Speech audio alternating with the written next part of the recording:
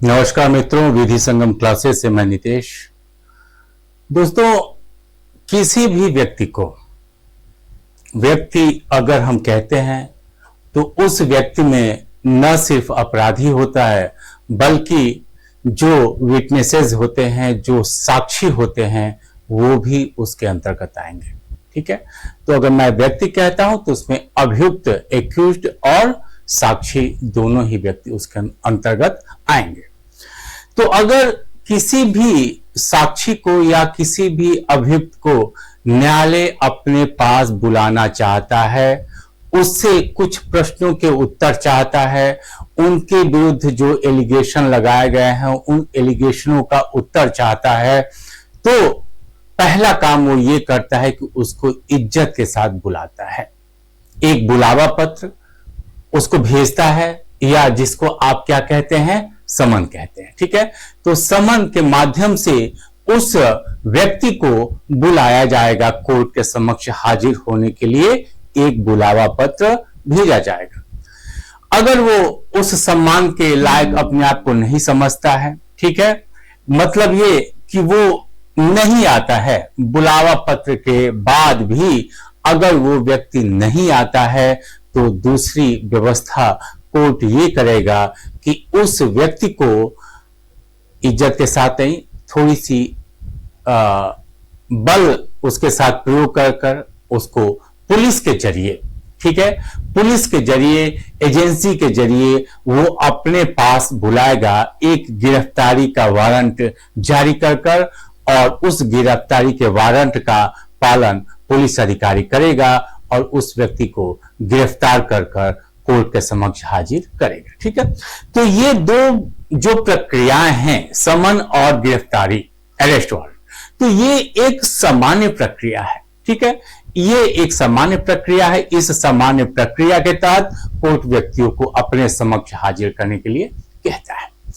अगर मान लीजिए जिस व्यक्ति को समन या वारंट भेजा गया है उसको वो कुछ नहीं समझता है, ना तो वो समन का पालन करता है, ना तो, और इसके अलावा जब गिरफ्तारी के लिए कोई भी अधिकारी उसके यहां जाता है तो गिरफ्तारी से बचने के लिए वो फरार हो जाता है।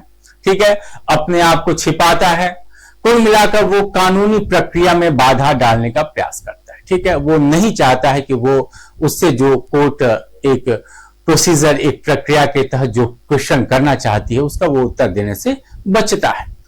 तो उसके बाद से कोर्ट के सामने उपाय क्या रह जाता है? कोर्ट के सामने उपाय यही रहता है कि उस व्यक्ति को अपने समक्ष हाजिर होने के लिए, ठीक है, उस व्यक्ति को अपने समक्ष हाजिर होने के लिए वो क्या करेगा? वो एक उसे एक प्रोक्लेमेशन जारी करेगा, जिसके बाद वो व्यक्ति क्या हो जाएगा? क्लेम्ड ऑफेंडर हो जाएगा, या उस व्यक्ति को आप उद्घोषित व्यक्ति भी कह सकते हैं। ठीक है, यानी कि एक उद्घोषणा जारी हुई होगी, एक प्रोक्लेमेशन जारी होगा। क्लियर है? तो प्रोक्लेमेशन क्या होता है? प्रोक्लेमेशन के द्वारा उस व्यक्ति को एक 30 दिन बाद, 30 डेज बाद एक डेट दिया जाता है, और डेट देकर यह कहा जाता है कि इस दिन आप कोर्ट में हाजिर हुई, जहां भी आप रहिए। ठीक है, प्रोक्लेमेशन जो भी होता है उसको यथास्थिति जो भी पब्लिक प्लेस है कोर्ट के बाहर, उस व्यक्ति के घर के विजिबल किसी प्लेस पर उसको बकायदा चस्पा कर दिया जाता है, चिपका दिया जाता है। ठीक है, फिक्स कर दिया जाता है। तो उस अवस्था में जो भी उसके नाते, भाई 30 दिन का वक्त है, कम भी नहीं है। ठीक है, 30 दिन बाद ही आपको डेट एक दिया जाएगा।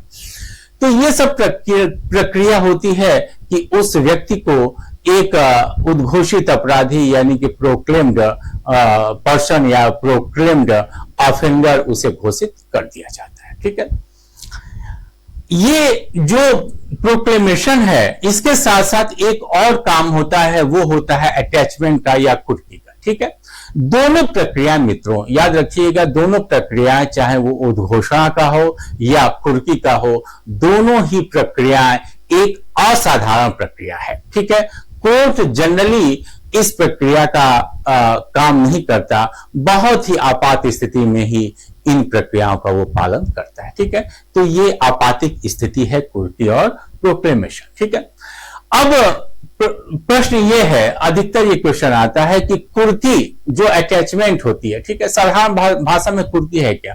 कुर्की साधारण भाषा में उसे अगर कोई आपसे पूछता है तो इसका जवाब यही कि कुर्की, अब जब आपकी संपत्ति का कुर्की हो जाता है तो अब उस संपत्ति का प्रयोग आप नहीं कर सकते, ठीक है।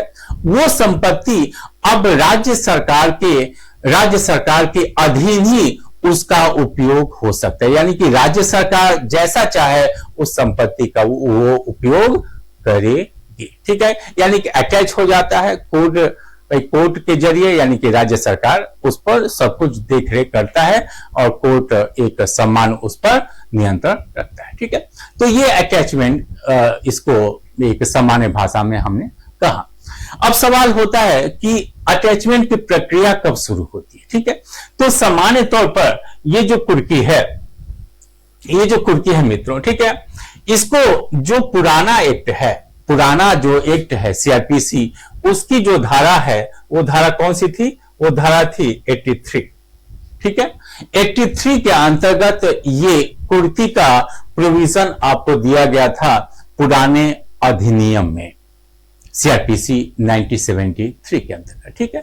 फिर ये 2023 का जो अधिनियम आया है, भारतीय ये नागरिक सुरक्षा संहिता 2023, इसकी जो धारा है वो धारा 85, ठीक है। ये धारा 85 है, ये कुर्की के बारे में प्रावधान देती है, ठीक है। 85, 86, 87, 88 ये सब जो धाराएं हैं इसकी भारतीय नागरिक सुरक्षा संहिता की, ये जो धारा है ये कुर्की से संबंधित है, ठीक है।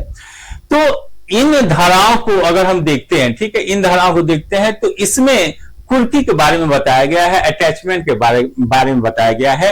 तो अब पहला प्रश्न ये होता है कि ये अटैचमेंट कब होता है, इस अटैचमेंट की कार्रवाई कब की जाती है, ठीक है। तो पहला, या तो आफ्टर प्रोक्लेमेशन, यानी कि उद्घोषणा, यानी कि अब जब आपको उद्घोषित व्यक्ति या उद्घोषित अपराधी घोषित किया जाता है तो उसके बाद भी अगर वो व्यक्ति उद्घोषणा में जो वो प्रोक्लेमेशन होता है उसके अंतर्गत जो डेट दी जाती है कि इस तारीख को आप आइए, और उस दिन भी वो व्यक्ति नहीं आता है, तब ये प्रक्रिया स्टार्ट होती है, किसकी? अटैचमेंट की, कुर्की की प्रक्रिया शुरू कर दी जाती है, ठीक है। दूसरी अवस्था ये रहती है कि अगर एफिडेविट पर कोर्ट को ये विश्वास दिलाया जाता है, शपथ पत्र पर कोर्ट को ये विश्वास दिलाया जाता है कि साहब जिस व्यक्ति के लिए आपने प्रोक्लेमेशन जारी किया है वो व्यक्ति अपनी संपत्ति कोर्ट के क्षेत्राधिकार से हटाने वाला है, या वो कोर्ट के क्षेत्राधिकार से वो जो संपत्ति उसकी है उसे बेचना चाहता है, ठीक है। कुल मिलाकर वो ये चाहता है कि अपने तो भागे ही, साथ में संपत्ति को भी लेकर भाग जाए, बेच बाज कर भगे वो, ठीक है। तो उस अवस्था में अगर कोर्ट उसकी एफिडेविट पर विश्वास करता है तो उस स्थिति में वो प्रोक्लेमेशन के साथ भी वो क्या कर सकता है? ये अटैचमेंट का आदेश दे सकता है, ठीक है। याद रखिएगा, कुर्की का कोई भी आदेश उसके रीजन को लिखना मजिस्ट्रेट के लिए अनिवार्य होता है, क्योंकि पहले ही आपसे हमने बोला ये कोई साधारण प्रक्रिया नहीं है, ठीक है, ये बहुत आपराधिक प्रक्रिया है। तो इस प्रक्रिया को, कुर्की को मजिस्ट्रेट द्वारा या कोर्ट द्वारा जारी करने से पहले याद रखिएगा कि उसके रीजन को दिया जाना बहुत ही अनिवार्य होता है, ठीक है। तो इतना आपने जाना कि ये कुर्की कब होगी, ठीक है। इसके अलावा ये कुर्की कहां कहां हो सकती है, ठीक है।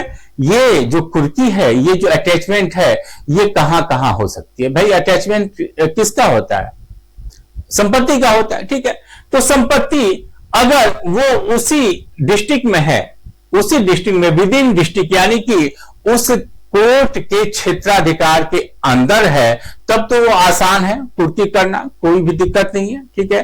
कोई भी संपत्ति हो उसकी कुर्की हो जाएगी। लेकिन वो किसी अन्य डिस्ट्रिक्ट में है, किसी अन्य जिले में है, ठीक है, तो उस स्थिति में डीएम उस पर अपना पृष्ठांकन करेगा। ठीक है, क्योंकि राजस्व मामलों का जो अधिकारी होता है वो डीएम साहब होते हैं, डिस्ट्रिक्ट मजिस्ट्रेट होता है। ठीक है, जिसको जब वो राजस्व मामला देखता है तो उसे क्या कहते हैं, जिला कलेक्टर कहते हैं। तो जिला कलेक्टर साहब का उस पर क्या होगा, उस पर पृष्ठांकन होगा। ठीक है, यहां पर अगर आउटसाइड यानी कि उस जिले, जिस जिले के कोर्ट ने वो कुर्की का आदेश दिया है, उस जिले के बाहर संपत्ति स्थित है, तो वो डीएम साहब उस पर पृष्ठांकन करेंगे, फिर जाकर उसकी संपत्ति अटैचमेंट के अधीन हो जाएगी। ठीक है, तो ये कब, कहां और अब आता है कैसे। ठीक है, इसका मेथड अब यहां पर दिया गया। ठीक है, मेथड के अंतर्गत हम यहां पर देखेंगे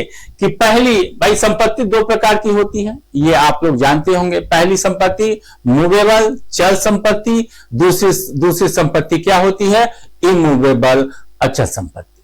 तो दोनों ही संपत्तियों की कुर्की की जा सकती है।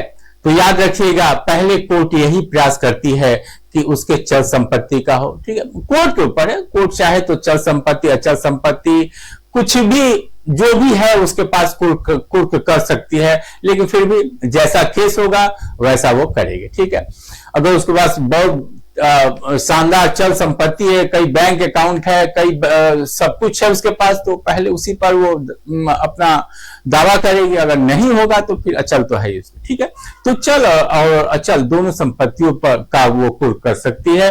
तो चल संपत्ति को कुर्क या अटैचमेंट या कोर्ट से अटैच करने का जो तरीका होता है वो मित्रों क्या होता है, तो मूवेबल प्रॉपर्टी या डेप्ट यानी ऋण। ठीक है, ऋण, भाई पैसा रुपया ये सब क्या होता है, चल संपत्ति है, ये सब कुछ चल संपत्ति में आता है। ठीक है, तो इन कोई डेप्ट हो, कोई ऋण हो या कोई मूवेबल प्रॉपर्टी हो, कोई चल संपत्ति हो, इसको अटैच करने का जो तरीका होता है, वो जो मेथड होता है वो आपको होता है कि उसको सीज कर दिया जाए, ठीक है, यानी कि मान लीजिए कहीं रुपया पैसा उन्होंने रखा हो, बैंक में पैसा रखा हो, या इस प्रकार की कोई भी संपत्ति हो, गाय भैंस, ठीक है, मतलब जो भी उसके पास मूवेबल प्रॉपर्टी हो, कार, गाड़ी, घोड़ा, ट्रैक्टर, ये सब मूवेबल है। तो इन संपत्तियों को क्या वो कर सकता है, सीज कर सकता है। ठीक है, उसे कब्जे में लिया जा सकता है। दूसरा, रिसीवर नियुक्त किया जा सकता है। ठीक है, रिसीवर के बारे में हम जब आएंगे मित्रों, तो रिसीवर जो रिसीवर साहब हैं, इनके बारे में हम सीपी से यानी कि सिविल प्रक्रिया कोड, ठीक है, इसका जो ऑर्डर है मित्रों, ये ऑर्डर 40 में इसके बारे में प्रोविजन दिया गया। ठीक है, रिसीवर के बारे में कि रिसीवर कौन होता है, उसको वेतन मिलता है कि पारिश्रमिक मिलता है, कैसे क्या मिलता है, उसका उत्तरदायित्व तो क्या है, उसके ऊपर कब मुकदमा किया जा सकता है, सब कुछ ए से लेकर जेड तक हम जब सीपीसी पढ़ेंगे तो उसका ऑर्डर 40 में रिसीवर के बारे में दिया गया। ठीक है, तो संपत्ति को या तो सीज किया सकता है, याद रखिएगा, चल संपत्ति। दूसरा, उस चल संपत्ति के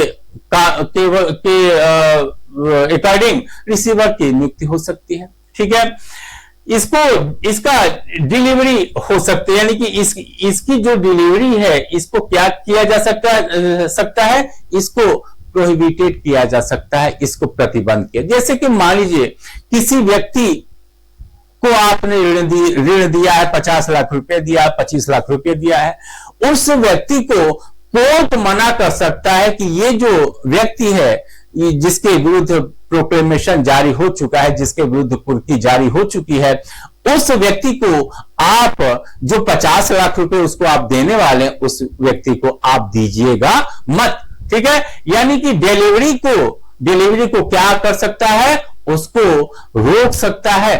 ठीक है, या उस व्यक्ति का मकान है, ठीक है, तो किराएदारों को वो मना कर सकता है, कर सकता है कि ऐसा है कि इस व्यक्ति को जो तुम किराया देते हो, उस किराए को तुम देना मत, तुम कोर्ट जैसा कहेगा वैसा करना। ठीक है, कोर्ट चाहे तो कोर्ट में जमा करवा सकता है, या उसे मना कर सकता है कि तुम अपने पास रखे रहना, बाद में हम हिसाब किताब इसका लेंगे। ठीक है, तो इस प्रकार के डिलीवरी को वो मना कर सकता है। ठीक है, तो ये तरीका जो है ये चल संपत्ति के बारे में है, मूवेबल प्रॉपर्टी के बारे में। ठीक है, अब आते हैं ये इमूवेबल प्रॉपर्टी के बारे में। ठीक है, इमूवेबल प्रॉपर्टी के बारे में, अस्थावर संपत्ति जिसे आप कहते हैं या जिसे अचल संपत्ति कहते हैं। अचल संपत्ति में आप जानते हैं कि अचल संपत्ति में भूमि, मकान या जो भी चीजें अचल संपत्ति में आती है, अस्थावर संपत्ति यानी कि हिलने डुलने वाली चीजें नहीं, तो वो संपत्ति तो आती ही आती है, साथ में उस संपत्ति से जो प्रॉफिट होता है वो प्रॉफिट भी अचल संपत्ति के अंतर्गत आती है। ठीक है, जैसे कि मेला कहीं लगा है किसी जमीन पर, तो उस जमीन से जो भी मेले का कर आप वसूल है वो क्या वो भी अचल संपत्ति के अंतर्गत आएगा। किसी तालाब में मछली आपने पाला है, ठीक है, तो वो तालाब तो अचल संपत्ति है ही, साथ में उससे जो लाभ मिल जाए, मछली जो आप निकाल कर बेच रहे हैं, तो वो क्या होगा, वो भी अचल संपत्ति का लाभ, यानी कि वो लाभ जो है, वो प्रॉफिट है, वो अचल संपत्ति के अंतर्गत ही आएगा। इसे चल संपत्ति समझने की भूल न कीजिएगा। ठीक है, तो यहां पर अचल संपत्ति की बात जब होती है, ठीक है, तो ये चूंकि अचल संपत्ति लैंड रेवेन्यू प्रॉपर्टी, यानी कि अगर वो अचल संपत्ति कोई भू राजस्व देने वाली प्रॉपर्टी है, आप अच्छे तरह जानते हैं भाई, गांव की तमाम जो जमीनें हैं वो हम लैंड रेवेन्यू एक्ट के तहत पढ़ते हैं। ठीक है, उसमें हम लोग भू राजस्व के बारे में पढ़ते हैं। क्लियर है? तो भू राजस्व देने वाली जो भी भूमि है जो कि लैंड रेवेन्यू एक्ट से गवर्न होती है, उन जमीनों के बारे में कुर्की किसके जरिए होती है, जबकि आप इस बात को जानते हैं कि भू राजस्व कितना बकाया है, कितना देना है, क्या नहीं है, क्या जो भी ए से लेकर जेड तक जो इसके बारे में एक लेखा जोखा जो बनाता है, वो कौन बनाता है? कलेक्टर साहब बनाते हैं। ठीक है, तो कलेक्टर के माध्यम से लैंड रेवेन्यू देने वाली जो भी प्रॉपर्टी है उसका क्या होगा?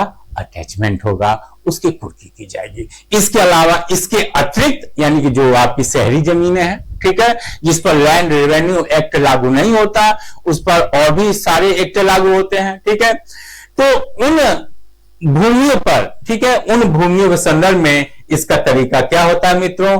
तो वही उसका कब्जा ले लिया जाएगा। ठीक है, पोजेशन कोर्ट ले लेगी। क्लियर है?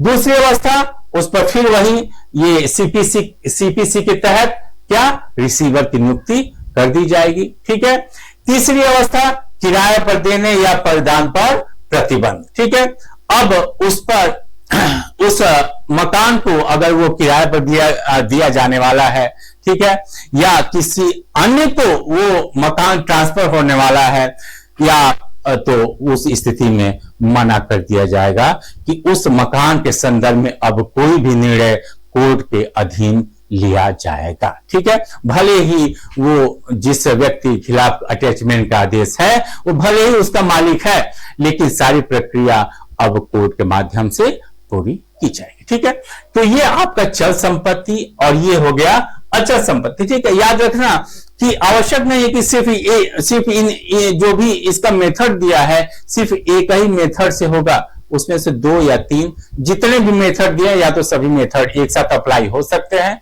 तो एक साथ अप्लाई होंगे। ठीक है, नहीं होंगे तो किसी एक मेथड से भी कुर्की की प्रक्रिया, अटैचमेंट की प्रक्रिया हो सकती है। ठीक है, इसके अलावा कुछ चीजें ऐसी होती हैं मित्रों, जैसे कि लाइव स्टॉक, ठीक है, या पेरिसेबल जो प्रॉपर्टियां होती हैं, जो नष्ट योग्य प्रॉपर्टियां होती हैं, जिसको आप ताजा, जैसे कि टमाटर, आलू, प्याज, ये सब क्या है? ये सब जल्दी नष्ट होने वाली चीजें, अंडे हैं, ठीक है, या गाय भैंस है, जिसका अगर आप कायदे से देखभाल नहीं करेंगे तो क्या हो जाएगा? वो नष्ट हो जाएगी।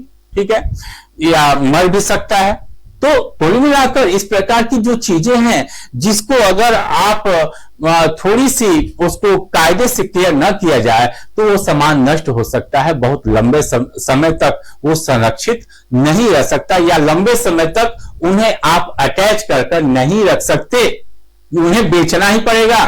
ठीक है, किसी फैक्ट्री का सेव है, आलू, टमाटर, इस प्रकार की जो भी चीजें हैं, अंडे हैं, मुर्गियां हैं, तो इनको कोर्ट क्या कर सकता है, जानता है कि ये अगर रहेंगे तो सड़ जाएंगे, खराब हो जाएंगे, मर जाएंगे, तो इससे अच्छा है कि इन्हें बेच दो। ठीक है भाई, उस व्यक्ति के भी फायदे में रहेगा जो व्यक्ति उस पर दावा करेगा। ठीक है भाई, बेवजह किसी व्यक्ति का नुकसान करने की आवश्यकता क्या है। तो उस अवस्था में उस चीज को क्या कर दिया जाएगा, सेल कर दिया जाएगा, कोर्ट के आदेश के अनुसार उसे सेल कर दिया जाएगा।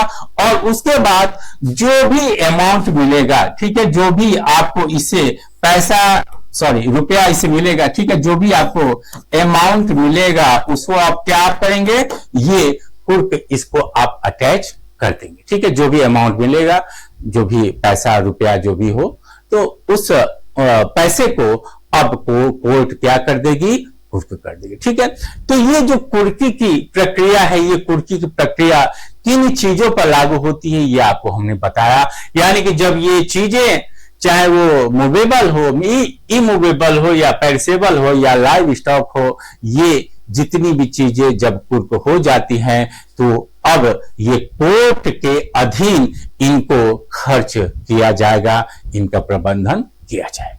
ठीक है, अब आते हैं नेक्स्ट पर कि मान लीजिए ये संपत्ति अब कुर्क हो गई। ठीक है, ये संपत्ति कुर्क हो गई।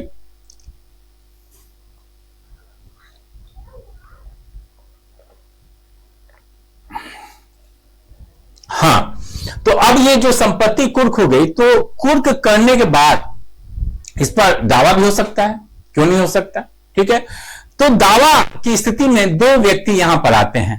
पहला तो वो व्यक्ति जो कि फरार है, कोर्ट के समक्ष आने से बच रहा है।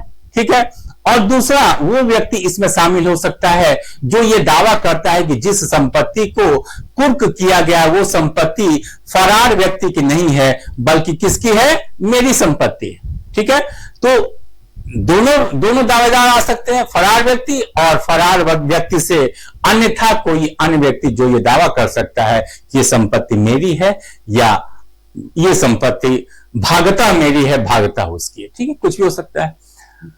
तो यहां पर कुर्की के बाद की जो अवस्था है, एक तो प्रोक्लेम्ड पर्सन है, यहां पर उद्घोषित। ठीक है, तो ये पहले की धारा 85 थी, जो अब क्या हो गई है, 88 हो गई है। ठीक है, अन्य व्यक्ति के संदर्भ में ये क्या है, 87 है, पुराने वाले में 84 थी। ठीक है, तो ये आपको तो पहले हम देखते हैं अदर व्यक्ति के संदर्भ में। ठीक है, पहली जो धारा 87 के बाद 88 पर बढ़ते हैं। तो 87 के अंतर्गत अन्य व्यक्ति, यानी कि ये जो फरार व्यक्ति है, इस व्यक्ति से अन्यथा कोई अन्य व्यक्ति ये दावा कर सकता है, लेकिन याद रखना वो कुर्की के दिन से 6 महीने के भीतर ही उसका दावा कोर्ट में ठहर सकता है। ठीक है, 6 महीने बीत गया, अब दावा ठहरने वाला नहीं है। सिर्फ 6 महीने तक ही कोर्ट वेट करता है कुर्की के बाद। ठीक है, कुर्की के बाद 6 महीने तक कोर्ट वेट कर सकता है कि अगर इस पर कोई दावेदार है तो वो आएगा, उसकी बात को हम सुनेंगे। ठीक है, तो कोई अन्य व्यक्ति अगर चाहे तो वो 6 महीने के भीतर आ सकता है। कहां पर, 6 महीने के भीतर कहां वो आएगा, 2 जगह आएगा। ठीक है, पहला तो जिस न्यायालय ने, जिस कोर्ट ने, ठीक है, जिस कोर्ट ने कुर्की का आदेश दिया है, या तो वो वहां पर आएगा। ठीक है, अगर वो अन्य जिले में है, ठीक है, अगर वो अन्य जिले में है, याद रखिएगा। ठीक है, या तो उसी जिले में आएगा, उसी न्यायालय में, या अन्य जिले की स्थिति में वो कहां आएगा, सीजीएम साहब के। ठीक है, चीफ जुडिशियल मजिस्ट्रेट के यहां वो दावा कर सकता है। ठीक है, या तो उसी कोर्ट में आएगा, उसी न्यायालय में आएगा। ठीक है, या तो उसी न्यायालय में आएगा जिस न्यायालय ने कुर्की का आदेश दिया है, या तो वो किसी अन्य जिले की स्थिति में जहां पर प्रॉपर्टी उस न्यायालय, जिस न्यायालय ने कुर्की का आदेश दिया है, उस क्षेत्राधिकार के बाहर के किसी जिले में अगर वो प्रॉपर्टी है, तो सीजीएम साहब के वो क्या देगा, वो एप्लीकेशन देगा, वो अपना दावा पेश करेगा कि साहब ये संपत्ति किसकी है, वो मेरी थी, वो फरार व्यक्ति की नहीं है। ठीक है, तो अब उसकी जांच की जाएगी। ठीक है। जांच आप जानते हैं कि जांच कौन करता है, तो जांच कोर्ट करता है, ठीक है, कोर्ट न्यायालय। तो या तो ये न्यायालय करेगा जिसने कुर्की का आदेश दिया है, या तो अन्य जिले का न्यायालय करेगा। अन्य जिले के न्यायालय में किसको पावर है, वो सीजीएम साहब। सीजीएम या तो खुद जांच कर सकता है, ठीक है, या तो किसी अन्य जुडिशियल मजिस्ट्रेट से, अपने जिले के जुडिशियल मजिस्ट्रेट से ऐसा वो जांच करवा सकता है, ठीक है। तो ये जांच होगी, ठीक है। अब जांच के पश्चात जैसा भी कोर्ट को लगता है, ठीक है, या तो कुर्की करने वाले कोर्ट को, या तो सीजीएम साहब को जैसा लगता है, या तो अलाउ कर देंगे, यानी कि उस संपत्ति को क्या कर दिया जाएगा, रिलीज कर दिया जाएगा, छोड़ दिया जाएगा। ठीक है भाई, तुम्हारा है, चलो ले जाओ अपना संपत्ति, ठीक है, छोड़ दिया जाएगा। या अगर उसे वो डिसअलाउ करता है, यानी कि वो कोर्ट या सीजीएम साहब का कोर्ट उसे डिसअलाउ करता है, यानी कि मानता नहीं है आपके दावे को, ठीक है, तो मानता नहीं है तब क्या होगा, तब या तो वो पूरी तरह से न माने, या तो कहे कि नहीं ठीक है इतना पार्ट तुम्हारा है, बाकी का पार्ट किसका है, फरारी व्यक्ति का है, ठीक है। तो दोनों स्थिति में अब इस आदेश, ठीक है, जो ये डिसअलाउ इन्होंने किया है, इस आदेश के दिन से 1 साल के भीतर, ठीक है, याद रखिएगा 1 साल के भीतर अब ये एक जो रेगुलर सूट होता है, ठीक है, सिविल कोर्ट में आप जाइए, दावा कीजिए, ठीक है, उस स्वामित्व के, उस संपत्ति के स्वामित्व के लिए आप दावा पेश कर सकते हैं, मुकदमा पेश कर सकते हैं। याद रखिएगा सिविल सूट, ठीक है, जो कि एक प्रॉपर कोर्ट होता है, जहां पर आप वाद पत्र प्लेंटिव के रूप में आप जाते हैं, तो प्लेंटिव के रूप में जाइए, मुकदमा कीजिए 1 साल के भीतर, ठीक है। तो अब इस कोर्ट का जो निर्णय होगा वो क्या होगा, वो मान्य होगा, ठीक है। यानी कि अगर मुकदमा आपने किया है तब तक ये जो संपत्ति है जिस पर आपने दावा किया है, ये संपत्ति यथास्थिति पड़ी रहेगी, इसको बेचा नहीं जाएगा, ठीक है। यानी कि इस कोर्ट के निर्णय के आने तक वो प्रॉपर्टी एज इट इज रहेगी, ठीक है। तो ये तो अन्य व्यक्ति के संदर्भ में बात हुई, ठीक है। दूसरी अवस्था ये हो सकती है कि जो उद्घोषित व्यक्ति है या प्रोक्लेम्ड पर्सन है, वो अगर आता है, देखिए प्रोक्लेम्ड पर्सन के लिए जो प्रोक्लेमेशन की जो डेट है, जो प्रोक्लेमेशन की डेट है, वहां तक तो यहां थोड़ा सा एक बात और आपसे बता दें कि अगर मान लीजिए यहां पर ये पॉइंट, क्योंकि यहां पर इंपॉर्टेंट एक थे, आपसे क्वेश्चन में आ सकता है, ठीक है, कभी कभी इस प्रकार के क्वेश्चन पूछे जाते हैं जो कि आपके डायरेक्ट में नहीं दिया जाता है, तो उसको भी थोड़ा सा जानना हम लोग। जैसे कि मान लीजिए कभी आपसे पूछा जा सकता है कि मान लीजिए इस व्यक्ति ने 1 साल के भीतर क्या किया, मुकदमा नहीं किया, ठीक है, लेकिन ये जो निर्णय है, ये जो डिसअलाउ है, अब इसके खिलाफ क्या कोई उपाय है? जैसे कि नहीं होता है कि इसके खिलाफ हम अपील जाएंगे, ये करेंगे वो, तो क्या इसके लिए कोई उपाय है? हाँ जी, याद रखिएगा, अगर ये डिसअलाउ करता है तो इसके लिए अपील तो नहीं होगी, ठीक है, आप सूट कीजिए। हाँ, एक उपाय हो सकता है, अगर इन्होंने डिसअलाउ किया तो अपील की जगह रिवीजन हो सकता है, ठीक है, पुनरीक्षण जिसे आप कहते हैं, जिसे आप इंग्लिश में रिवीजन कहते हैं, इसके खिलाफ रिवीजन हो सकता है, पुनरीक्षण की कार्रवाई आप कर सकते हैं, ठीक है। तो ये आपके लिए मोस्ट इंपॉर्टेंट है, ठीक है, एग्जाम पॉइंट ऑफ व्यू से ये आपका इंपॉर्टेंट है, क्लियर है। अब आते हैं यहां पर जो अभी हम बातें कर रहे थे कि ये जो प्रोक्लेम्ड पर्सन है, इसके बारे में देखिए, प्रोक्लेम्ड पर्सन अगर ये जो आपका उद्घोषणा जब होती है, तो हमने आपसे पहले ही कहा था कि 30 दिन बाद कोई डेट दी जाएगी, ठीक है। तो 30 दिन बाद अगर वो व्यक्ति उपस्थित हो जाता है और पहले ही उसकी संपत्ति कुर्क हो चुकी है, हमने आपसे पहले ही कहा था कि प्रोक्लेमेशन के साथ साथ अटैचमेंट की भी कार्रवाई हो सकती है, ठीक है।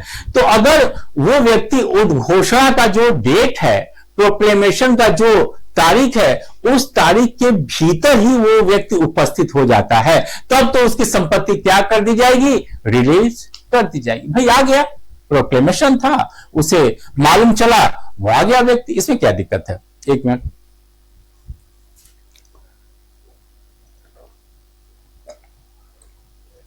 ठीक है मित्रों, तो वो व्यक्ति आ गया, कोई तो उसकी संपत्ति को अगर वो निर्धारित समय के अंदर गत आ जाता है तो संपत्ति को छोड़ दिया जाएगा, रिलीज कर दिया जाएगा। लेकिन अगर वो नहीं आता है तो याद रखिएगा वो संपत्ति 2 वर्ष तक, ठीक है, ये ड्यूरिंग, यहां पर देखिए ड्यूरिंग प्रोक्लेमेशन अगर वो आ जाता है तो उसकी संपत्ति क्या कर दी जाएगी, छोड़ दी जाएगी, रिलीज कर दी जाएगी। इसमें कहीं भी कुछ भी इफ बट नहीं रहेगा, छोड़ दी जाएगी। जा भैया ले जा, आ गए तुम।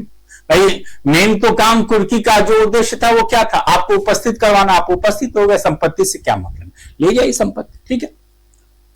दूसरी अवस्था ये होगी कि अगर प्रॉपर्टी कोर्ट के या स्टेट के डिस्पोजल के अधीन है, ठीक है, तो उस स्थिति में ये जो आफ्टर प्रोक्लेमेशन, ठीक है, 2 साल तक, यानी कि 2 साल तक कुर्की के, जब कुर्की आपकी संपत्ति कुर्क कर दी जाती है तो उसके 2 साल तक वेट किया जाएगा, ठीक है, 2 साल तक वेट किया जाएगा कि प्रभु कब आते हैं, ठीक है। तो 2 साल के अंदर अगर हमने पहले कहा कि इस दौरान आ गया तब तो ठीक है, कोई बात नहीं। लेकिन भाई साहब अगर देर में आते हैं, ठीक है, देर में आते हैं तो 2 साल तक वेट किया जाएगा। 2 साल के बाद दावा आपका नहीं मान्य होगा, ठीक है। 2 साल के अंदर आप आ गए और आपने क्या कर दिया, आवेदन दे दिया, एप्लीकेशन डाल दिया कि भैया ऐसा है कि यहां पर कोर्ट को, अगर देखिए ये चार्ट लिखा है, गलती से लिख गया होगा, कभी कभी पैनल बनाने में दिक्कतें हो जाती हैं, ठीक है। तो ये जो कोर्ट है, अगर वो सेटिस्फाइड आप कोर्ट को कर देते हैं, ठीक है, आवेदन द्वारा अगर आप कोर्ट को सेटिस्फाइड, उसको संतुष्ट कर देते हैं कि ऐसा है कि संपत्ति हमारे भागने का जो कारण था वो ऐसा नहीं था कि हम जानबूझकर नहीं भागे थे, ठीक है, मुझे सूचना नहीं मिली थी या मैं ऐसे देश में चला गया था, कारोबार के संदर्भ में किसी अन्य देश में था और वहां पर मुझे जानकारी नहीं मिल पाई, यानी कि एक आप उचित कारण बताइए, ठीक है, या मैं अचानक मुझे ऐसी कोई बीमारी हो गई, मैं भूल गया था, ठीक है, भूलने की बीमारी थी, अभी अपना मेडिकल आप पेश कीजिए। तो तमाम तरह का एक रीजनेबल कारण, एक रीजनेबल रीजन कोर्ट के समक्ष पेश कीजिए, कोर्ट को संतुष्ट करिए, तभी ये बाद में जब आप आते हैं, ठीक है, यानी कि 2 साल के अंदर जब आप आते हैं तो उस अवस्था में कोर्ट आपके रीजन से संतुष्ट होगा तभी संपत्ति देगा, नहीं तो वो देने वाला नहीं है, ठीक है। यानी कि उद्घोषित तिथि के बाद जो एक डेट फिक्स किया गया उसके बाद अगर आप आते हैं और 2 साल के अंदर आते हैं और कोर्ट को जब आप संतुष्ट करेंगे तो संतुष्टि के बाद ही कोर्ट आपको देगी प्रॉपर्टी, नहीं तो वो देने वाली नहीं है, ठीक है। तो उस स्थिति में संपत्ति आपको नहीं देगी। अगर कोर्ट सेटिस्फाइड नहीं होता है तो आपके आवेदन को क्या कर देगा, रिजेक्ट कर देगा, ठीक है, रिजेक्ट कर देगा और फिर आपको संपत्ति मिलने वाली नहीं है। अब यहां पर क्वेश्चन, जैसे कि यहां पर इनके पास कई ऑप्शन थे, ठीक है, रिवीजन कर सकते हैं या 1 साल के अंतर्गत क्या कर सकते हैं, वो रेगुलर सूट वो दाखिल कर सकते हैं। यहां पर इनके लिए उपाय क्या है, हाँ जी, इनके लिए अपील का उपाय 86 में दिया गया है, ठीक है। तो ये आपका 86 क्या हो जाएगा, नए वाले अधिनियम में 89 हो जाएगा, ठीक है। तो ये भारतीय BNSS 2023 की जो धारा 89 है उसमें अपील का प्रावधान दिया गया है और ये अपील किसके लिए है, किसके लिए, मात्र उस व्यक्ति के लिए जो व्यक्ति फरार हो चुका है, ठीक है, जिसकी फरारी घोषित हो गई है। तो ये व्यक्ति 2 साल के अंतर्गत अपील कर सकता है। अब आप पूछेंगे सर ये अपील कहां होगी, हाँ, जिस कोर्ट ने कुर्की का आदेश दिया है उस कोर्ट की अपील जिस कोर्ट में होती है, ठीक है, यानी कि जो सामान्य अपील होती है, ठीक है, यानी कि अगर कोई CGM साहब या फर्स्ट क्लास मजिस्ट्रेट ने वो कुर्की का आदेश दिया है तो उसकी अपील कहां होगी, वो आपको डीजे के यहां होगी, ठीक है। डीजे साहब की अपील कहां होती है, हाई कोर्ट में होती है। तो इस प्रकार के जो भी सामान्य अपील होती है, ठीक है, वो अपील 86 के अंतर्गत लागू हो जाएगी, ठीक है। यानी कि वो महाराज अपील करें, ठीक है, कि मेरा दावा ठीक था और कोर्ट ने उसे मानने से इनकार कर दिया, ठीक है मित्रों। तो ये कुर्की का जो प्रोविजन है ये हमने यहां पर आपको बताया, ठीक है। और ये बहुत ही इंपॉर्टेंट है कुर्की, और ये आपके मेंस में, प्रीलिम्स में, इंटरव्यू में, तीनों में आपके लिए बहुत ही उपयोगी साबित होगी, ठीक है। तो ये क्लास यहीं तक, इसके बाद से एक और नए क्लास के साथ फिर आपके सामने उपस्थित मैं होऊंगा, ठीक है। तब तक के लिए बहुत बहुत धन्यवाद।